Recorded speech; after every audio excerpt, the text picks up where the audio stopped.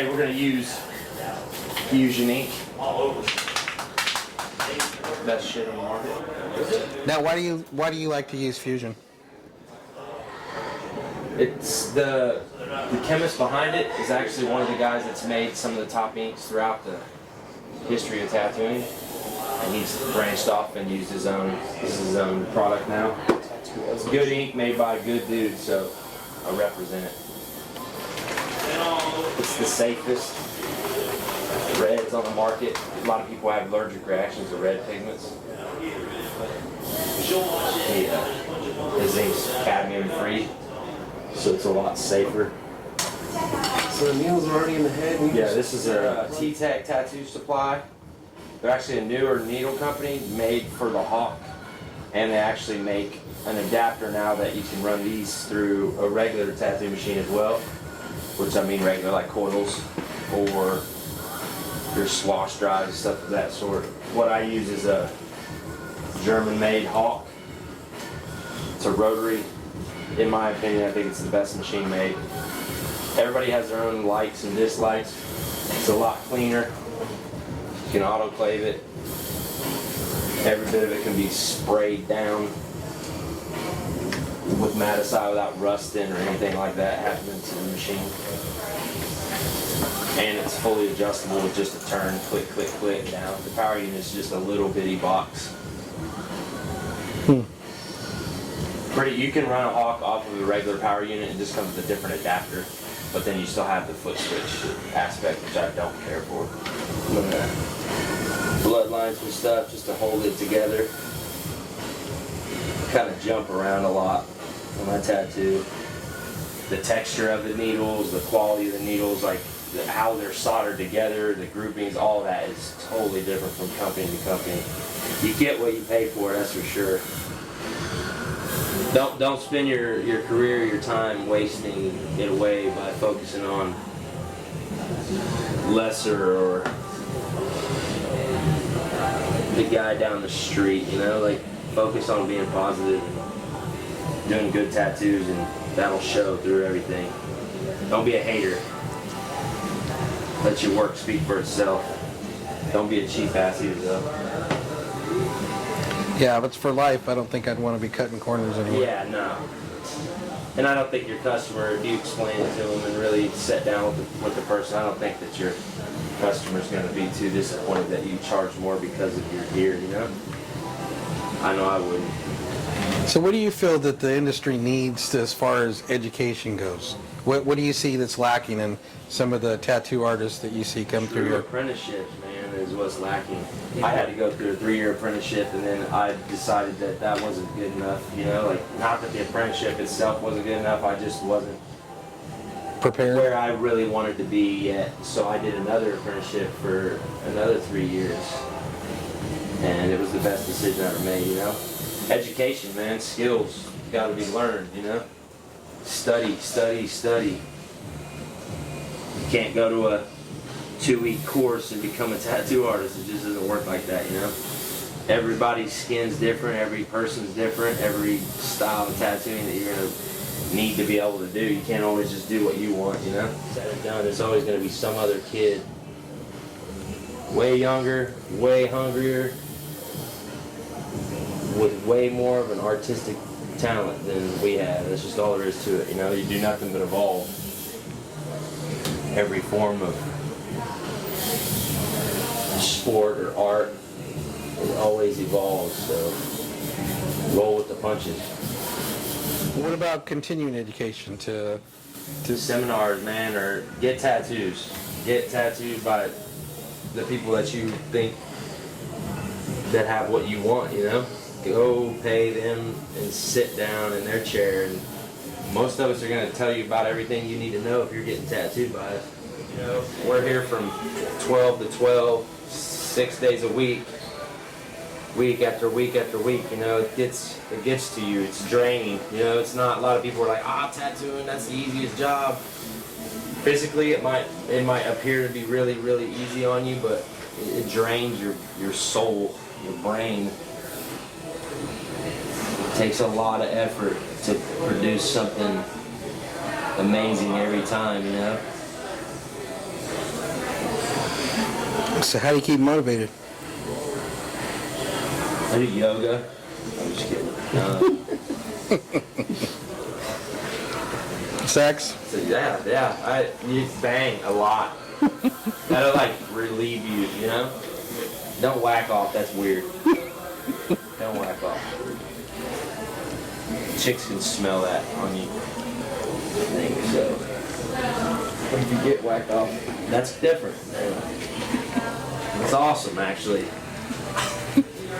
You know, there's a lot of people that I can almost guarantee that the decision they made was, they will be regretting it.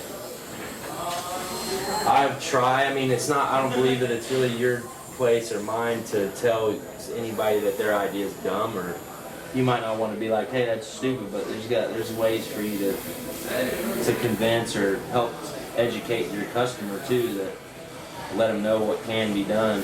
Don't just produce something that you're going to regret and then try to blame it on your customer, because they're not the one tattooing, you are. So take full responsibility of every tattoo you produce. Is that a different needle? Yes, I'm using a 27 mag right now, bug pin. Bug pin's just a thinner needle. In my opinion, it's kind of like pixels on a camera. Jumped into it. I try to teach all my guys the same thing. Like, to use a 7 mag to me is like, if something for texture, something for small stuff, but to try to use it for a whole tattoo, I think it slows you down a lot more than needed. When you can just tip the corner of your big mag up and there's a 7 mag right there. So your machine has to push the needles that you're using.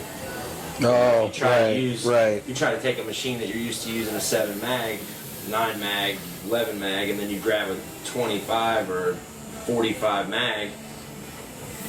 That machine's probably not going to be the best choice to use for that tattoo, you know? You need to step up the power.